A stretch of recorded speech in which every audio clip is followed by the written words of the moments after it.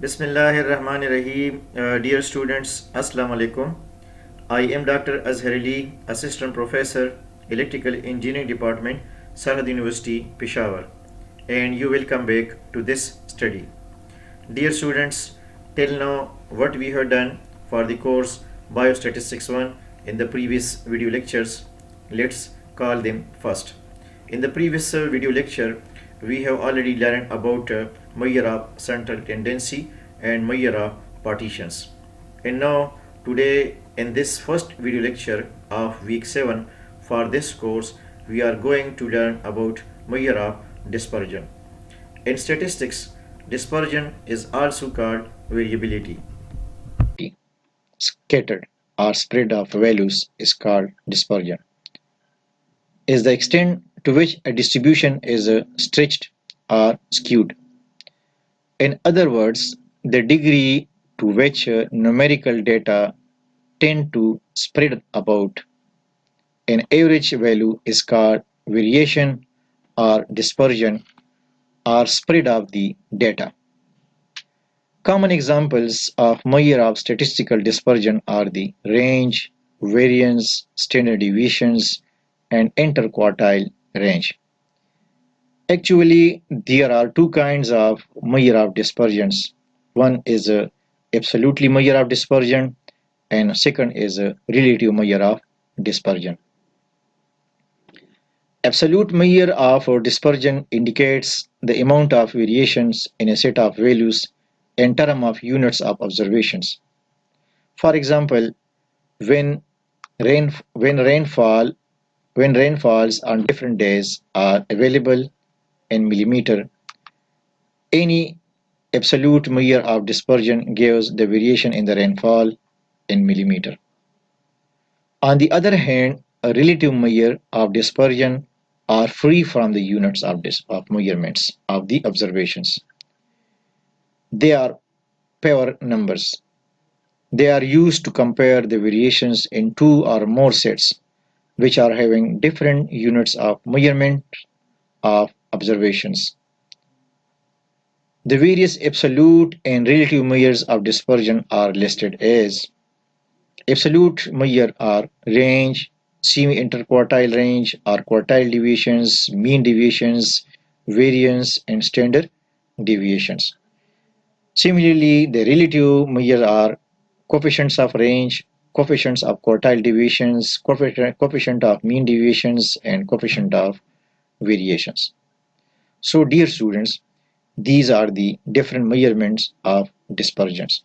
So, the measurement of dispersion is the spreadness of the value. So, actually, dispersions show the consistency in a data. If the amount of dispersion by some method is least for a data, then the data will be more consistent. And if the dispersion amount is large, then the data will be inconsistent. So dispersion actually represent the spreadness amount in a data. For example, if we want to consider the arithmetic mean, so if the data is symmetric, then its mean that the data is not dispersed round about the central tendency. So dispersion is the amount of spreadness in a data. When the dispersion is in the least form, less dispersion mean data is more consistent, and large amount of dispersion mean that the data is not consistent. The data is inconsistent. Now, there are some measurement by which we can find the amount of dispersion. One is the absolute, and other is the relative measure of dispersion. The absolute measure of dispersion is our range, semi-interquartile range, and quartile deviations, mean deviations, and variance and standard deviations. By these four measures, we can find the amount of dispersion in a data. And similarly, relative measures for dispersion are coefficients of range, coefficient of quartile deviations, coefficients of mean deviations, and coefficient of variations. Now, first of all, I would like to tell you about the range in group data and ungrouped data. Similarly, we discuss the semi-interquartile quartile deviations, mean deviations, variance and standard deviations for group and for ungrouped data. First of all, I would like to tell you about the range. This is the simplest possible measure of dispersion and is defined as the difference between the largest and smallest value of the variable. Suppose you see over here an example, but first of all, denote the symbol of a range. L minus L. L is the largest value of the data and S is the smallest value of the data. Similarly, we can find the coefficient of range. It is defined as the relative measure of the distribution based on the range of any given data set, which is the difference between the maximum and minimum value in the given set. It is also known as range coefficients. So, range coefficients, coefficient of range is equal to L minus S divided by L plus S. L minus S mean difference of largest and smallest value of the variable, and L plus S largest value and plus smallest value. For example, we have a data 7, 9, 6, 8, 10, 8, 11, 10, and 4. And this data, if we arrange the data in ascending order in increasing form, we obtain 4, 6, 7, 8, 9, 10, 11. Now the largest range, the largest value of the variable in this data is 11 and the smallest value is 4. The smallest value is 4. So the range is equal to L minus S, 14 minus 4 is equal to 7. So this is the range of the data. Now from this range, we cannot say that data is consistent or inconsistent. But when we compare this data to another data, for example, we have a second data and the range of the second data is 5, then its mean dispersion amount is less from second data as compared to the first data. Then we can say that the second data is more consistent as compared to the first data. And now the coefficients of range L minus S divided by L plus S. 11 minus 4 divided by 11 plus 4, 7 by 15, which is equal to 0.4667. So from these coefficients, we can decide, we can analyze that the data is consistent or inconsistent. But when we compare the coefficient of range of this data to the coefficient of range of another data. Now we are going to calculate the range in group data. For example, we have data in which the class size is 60 to 63, 63 to 66, 66 to 69, 69 to 72, and 72 to 75. So in this case, dear student, you see over here, the end of this class is 63 and the start of the other group is also 63. So this is actually called the continuous data. Now, the frequency of the first class is 5, the frequency of the second class is 18, the frequency of the third class is 42, the frequency of the fourth class is 27, and similarly the frequency of the fifth class is 8. Now, the upper boundary of the highest class, this is actually the highest class. Range of this class is the highest. So the upper boundary, L mean the upper boundary of the highest class is 75. And S mean the lower boundary of the lowest class is 60. 75 is the largest boundary and 60 is the smallest boundary. So the range is equal to 75 minus 60. So in the form of class distribution, the largest class highlight the largest boundary and indicate the smallest boundary. The smallest boundary is 60 and the largest boundary is 75. So 75 minus 60 is equal to 15. Now the coefficients of the range for this group data L minus S divided by L plus S. 75 minus 60 divided by 75 plus 60, which is equal to 15 divided by 135, and 15 by 135 obtained 0.1111. So the coefficients of range in this data is less than to the above data. In the first example, you see over here, the coefficient of range is 0.4667, and now the coefficient of range for the second example is 0.1. So this data is more consistent to the previous data.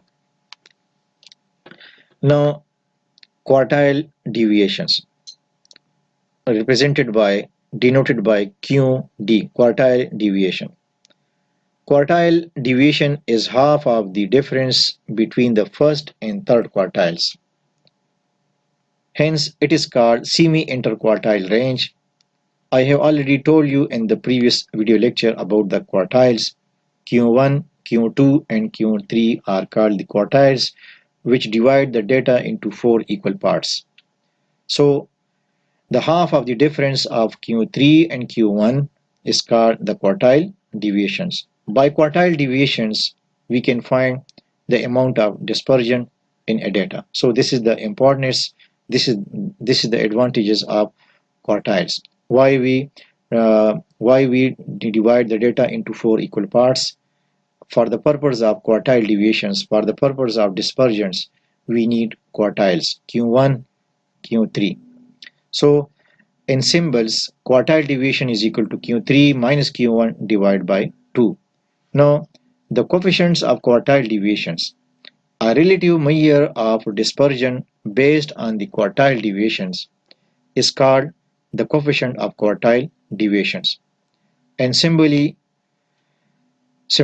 we can write as coefficient of quartile deviation is equal to Q3 minus Q1 divided by Q3 plus Q1. So by these two terms, by these two expressions from quartile deviations and coefficient of quartile deviations, we can calculate the amount of dispersion in a data. For example, we have a data, ungrouped data.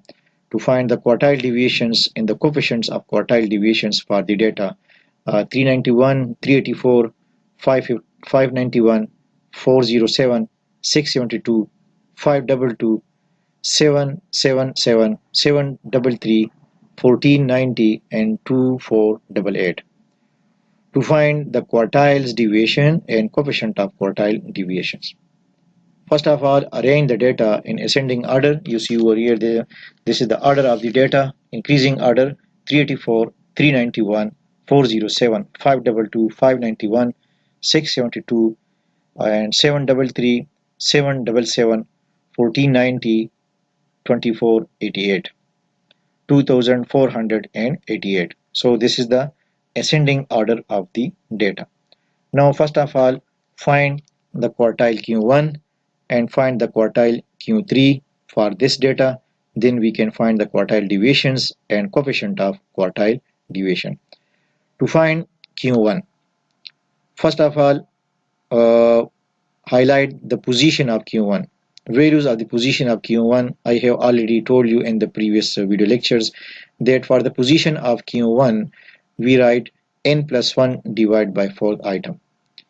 Here the number of terms is 10. You see over here there are 10 terms, 1, 2, 3, 4, 5, 6, 7, 8, 9, 10.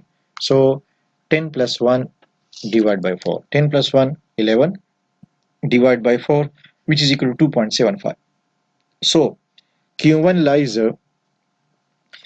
is equal to the second value of the data plus 0.5 into third value minus second value. Third value, so the difference between the third value and the second value, 0.75. So you see over here the second value in this data. After arranging the data in descending order, the second value is 391. The second value is 391. So this is the second value, 391 plus 0.75, and the difference of third value and second value. The difference of third value and second value. This is the third value and this is the second value. 407 minus 391. 407 minus 391. So 391 plus 0.75 multiplied 16. The difference of these two terms is 16. So Q1 is 403. And we have already discussed all the procedures of Q1, Q2 and Q3 in the previous video lecture. So this lecture is very interesting and very important for the revision of quartile deviation, quartiles Q1, Q2 and Q3. From this lecture you will learn about the procedure of quartiles, and now next procedure for the quartile deviations. Quartile deviations give the amount of dispersion in a data. For the quartile deviations we need Q1 and Q3 only. So to find now the Q3 value, first of all find the position of Q3. The position of Q3 is 3 into n plus 1 divided by 4. So 3 into n is 10, 10 plus 1 11, 11 multiplied 3 33 divided by 4 8.25. So 8.25 mean the eighth value of the data plus 0.25 into ninth value minus eighth value, ninth value minus eighth value, and you see over here in this data the eighth value, eighth value at the eighth position, value at the eighth position, position number 1 2 3 4 5 6 7 8. At the eighth position we obtain 777, this value, and at the ninth position we obtain 1490. So you see over here the eighth position value is 77, and at the ninth position we obtain 1490, and at the eighth position we obtain 777. Now the subtraction of these two give 713. The difference between these two values is 713, and now 777 plus 0.25 multiplied 713, which is equal to 955.25. So this is the Q3. Now to find the quartile deviations. For the quartile deviations we need the formula Q3 minus Q1 divided by 2. The Q3 value is 955.25 minus 403 divided by 3. So after simplifications we obtain 552.25 divided by 2, which is equal to 276.125. So this is the quartile deviations. This is the quartile deviations for the data. Now the coefficients of quartile deviations, Q3 minus Q1 divided by Q3 plus Q1. The Q3 value is 955.25. You see over here in this example, this is actually Q3. Putting the value of Q3 minus the value of Q1, 403 divided by Q3 plus Q1. So after simplifications we obtain the quartile deviation is 0.407. So in this example the amount of dispersion by quartile deviations is 276.125, and the coefficients of quartile deviations, actually the coefficients of quartile deviations, the coefficients of range give best informations about the amount of dispersion. Now for example we have a group data. How to find the coefficients of quartile deviations from this group data? I have already told you about the quartiles, how to find the quartiles from the group data, and now we are going to repeat the procedure for the quartiles in the group data. We need Q3 and Q1, Q1 and Q3 for the quartile deviations and for the coefficients of quartile deviation. So this is the group data form: 351 to 500, 501 to 650, 651 to 800, 801 to 550, 950, and 951 to 1100. So this data is discontinuous. We need the real boundary of the classes. So first of all, in the first column write the given classes, and the second column write the frequency. The total frequency is the total number of terms is 400. Now the class boundary, the real class limit of each class is subtract 0.5 from the first boundary of the class and 8.5 to the second boundary of the class. So 350.5 minus 500.5. Similarly subtract 0.5 from 501 and 8.5 to 650. You see over here 500.5 minus 650.5, and similarly for the third class, for the fourth class, and for the fifth class. So first of all, find the real boundary of each classes, and now the cumulative frequency. The first frequency is 48. Now 48 plus 189, 273. 273 plus 88, 325. And 325 plus 4, 372. 372 plus 28 is equal to 400. At the end of this class boundary, we will obtain the total frequency. So then the calculations for the cumulative frequency will be correct. Now to find Q1 in case of class boundary. In case of group distributions data, Q1 formula L plus N divided by 2 minus M1 divided by F1 multiplied C1, where L is the lower limit of the class at which Q1 lies.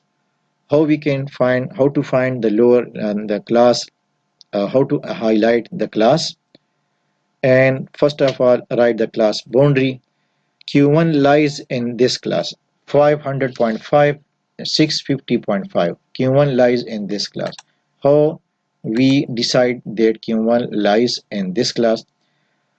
Since the class boundary is 150, the class boundary is 150, and n by 4, the total number of terms is 400. N by 4 is 100, and you see over here 100 lies in this group. 100 lies in this group. These are the cumulative frequency. 100 lies in this group, and this cumulative frequency from position number 49 to 273, this class lies. So Q1 lies in this class, and this is the real frequency 189 of the class at which Q1 lies. And the class limit, the class size of this class is equal to 150. C1 is the step size. We can write H here, but for Q1 we put C1, for Q2 we put C2, for Q3 we put C3. So first of all, indicate the class at which Q1 lies. How we can indicate the class? N divided by 4. The total number of terms is 400. 400 divided by 4. So 100. It's mean that the position of Q1 is 100, and 100 lies in this group. So in this class Q1 lies. Now the lower limit of this class is 500.5. So putting the formula L1 500.5 plus n by 400 minus 48. M1 is the 48, and 48 M1 mean the cumulative frequency. M1 mean the cumulative frequency for this frequency. Cumulative frequency is above one step from this frequency. So this is the cumulative frequency, and the real frequency of this class is 189, and the class limit, the class step size is 150. Now after simplifications, we obtained Q1 is equal to 500.5 plus 100 minus 48 divided by 189 multiplied 150. So Q1 is equal to 541.77. And similarly for Q3, first of all, write the position, highlight the position of Q3, 3n by 4. N is 400, 400 multiplied 3, 1200 divided by 4, 300.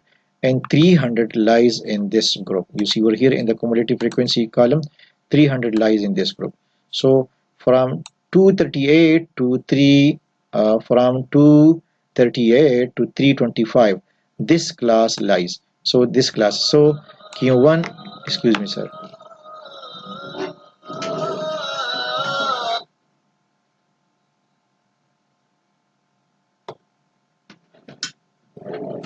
continue sir. Okay. So in this example, you see over here the Q3 position, for the Q3, the cumulative frequency is 300, and 300 lies in this group. So Q3 lies in this class. So 6 50.5 is the lower limit of this class, putting in the formula. 650.5 is the lower limit of this class, and the cumulative frequency for this class is 273, and the frequency of the class is 88, and the class size is 150. Now putting in the formula, L3 plus 3n by 4 minus m3 divided by f3 multiplied by c3.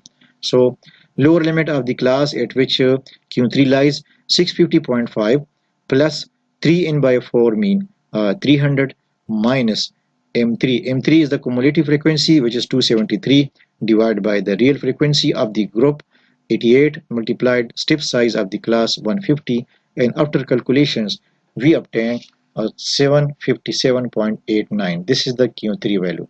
Now the quartile deviations, Q3 minus Q1 divided by 2. The value of Q3, 753.89 minus 541.77 divided by 2, and this is equal to 108.6. Now the coefficients of quartile deviations, Q3 minus Q1 divided by Q3 plus Q1, putting the value of Q3 and Q1, and after simplifications we obtain the coefficients of quartile deviation is 0.40.